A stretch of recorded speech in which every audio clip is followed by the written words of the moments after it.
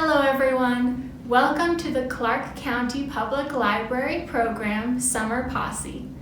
My name is Miss Amanda, and today we will be reading a book and I will be showing you a craft that you can make at home. Today we'll be reading Joan Procter, Dragon Doctor, The Woman Who Loved Reptiles by Patricia Valdez, illustrated by Felicita Sala.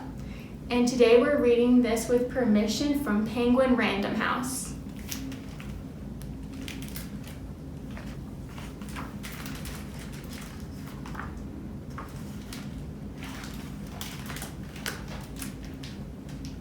For Mateo and Maya, may you always be fearless. P.V. For Samuel, the scientist. F.S. Back in the days of long skirts and afternoon teas, a little girl named Joan Procter entertained the most unusual party guests. Slithery and scaly, they turned over teacups. They crawled past the crumpets. While other girls read stories about dragons and princesses, Joan read books about lizards and crocodiles.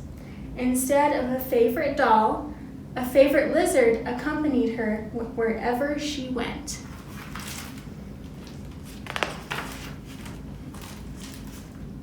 Each day after school, Joan retreated to her bedroom, where she studied lizards, snakes, and turtles.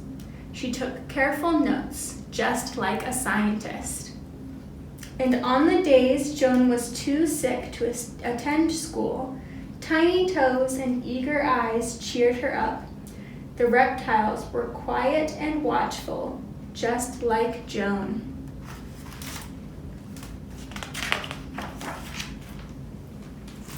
For her 16th birthday, Joan received a most curious gift, a baby crocodile. She tied a little ribbon around his waist and took him for walks. She even brought him to math class one day. The students shrieked. The teacher recoiled. Apparently, crocodiles were not welcome at school.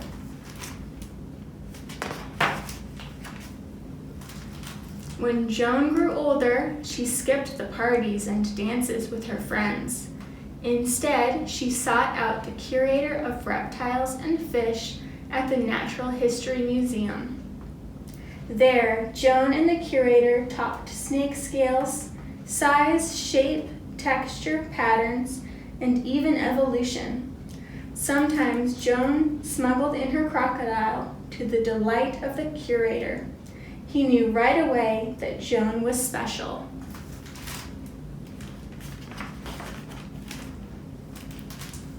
But soon, these carefree days came to an end. England was at war. Women took up jobs left behind by men.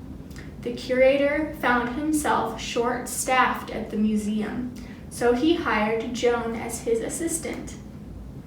Joan flourished at the Natural History Museum. As a scientist, she surveyed the museum's vast collections and published research papers on pit vipers and pancake tortoises. As an artist, she created exquisite models and drawings for the reptile exhibits. When the curator retired, Joan took over. Men returning from war were surprised to find a woman in charge. But times were changing, and Joan was leading the way.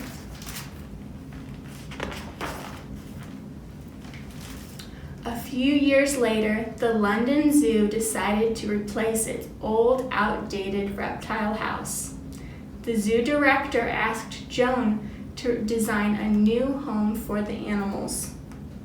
Joan knew exactly how to keep reptiles happy. She added elaborate lighting and state-of-the-art heaters that provided hot spots to keep the cold-blooded animals warm. She brought in plants and created artwork that mimicked each animal's natural environment.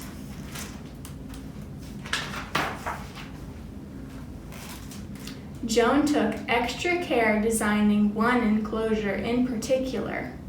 By this time, stories had emerged of a fierce man-eating lizard with a long forked tongue living on the faraway Indonesian island of Komodo.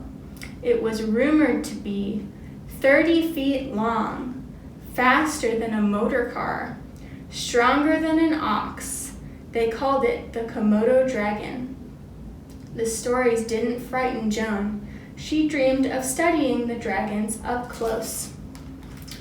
On opening day of the new reptile house, visitors packed the zoo. They gawked at the geckos, they peered at the pythons, and they marveled at the monitors.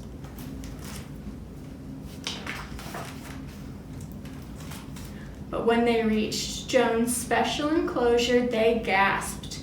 2 7-foot-long lizards stared back at them. Real-life dragons.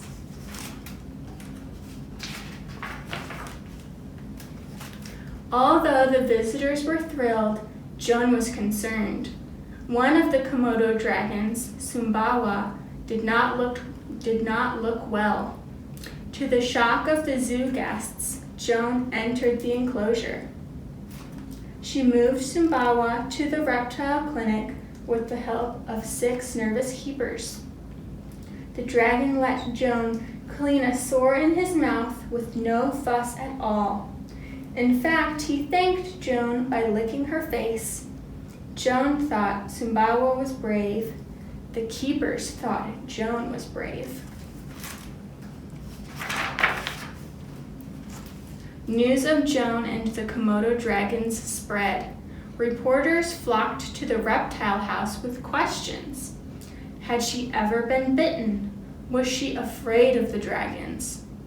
What kind of woman runs a reptile house? Joan wished the reporters would ask about the animals instead.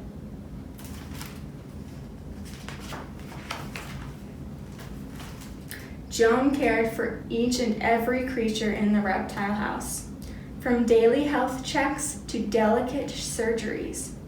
Her dedication and talent could not be matched. Scientists all over the world read about Joan's research, her clinical skills, and the success of the new reptile house. She became an international sensation.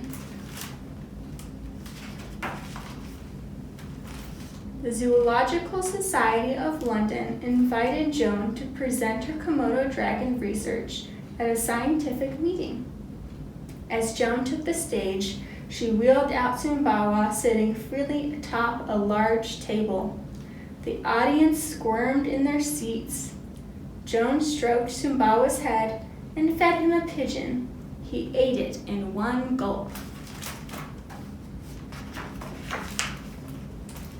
Sumbawa wandered through the audience as Joan explained that the reports of Komodo dragons were greatly exaggerated. They could grow up to 10 feet, not 30. They ran fast, but not as fast as a motor car. They could be fierce, but they were mostly gentle. When Joan finished her presentation, Sumbawa returned to her side.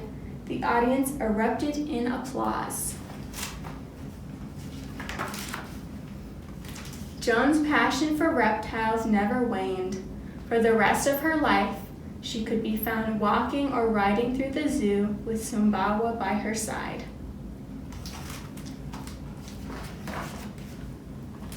And just like that, and just like when she was a little girl, Joan often hosted children's tea parties at the reptile house with her scaly friends. Sumbawa was the guest of honor.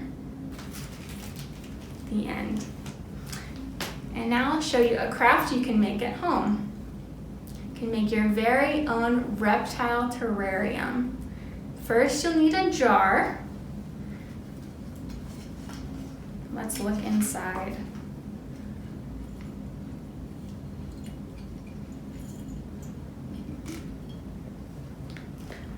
On the lid, I've glued on some moss and this fake plant, and also some toy reptiles.